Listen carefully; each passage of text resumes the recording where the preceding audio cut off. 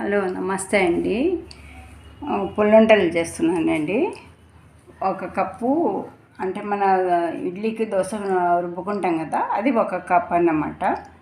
ఈ కప్పుతోటి ఒక కప్పు దోసపిండి, ఒక కప్పు మైదా, ఒక కప్పు వచ్చి రవ్వ అండి. 3 కలిపి పెట్టుకున్నానండి. ఉప్పు కాస్త దోసల సోడా అండి, స్వీట్. ఇప్పుడు అందులో పచ్చిమిర్చి వేయాలండి. సన్నగా తరుక్కున్న పచ్చిమిర్చి అండి.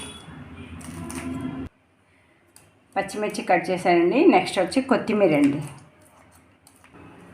నెక్స్ట్ సన్నగా కరివేపాకండి, సన్నగా తరుక్కోవాలి. ఇదండి క్యారెట్ తురుము సగం అన్నమాట. ఉల్లిపాయలండి సన్నగా తరుక్కున్నాడు. నానబెట్టుకున్న శనగపప్పు అండి. అన్నీ వేసాక బాగా కలుపుకోవాలండి.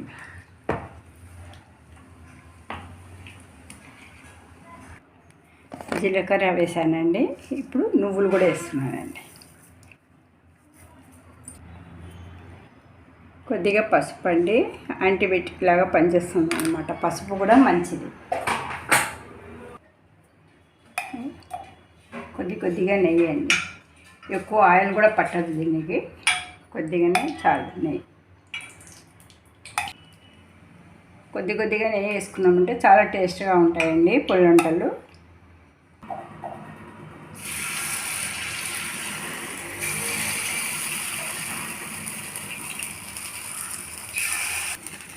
అన్నీ వేసాక మూత పెట్టాలండి. ఒక 5 నిమిషాల్లో అయిపోతుంది. ఒకవైపు వేగాయండి, సెకండ్ అనమాట తిప్పుతున్నా.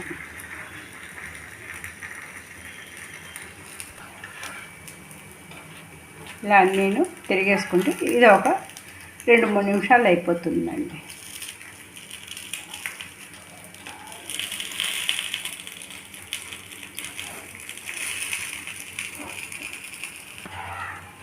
ఇలా సిమ్లోనే ఉంచి ఇలా ఎర్రగా వేగాలి.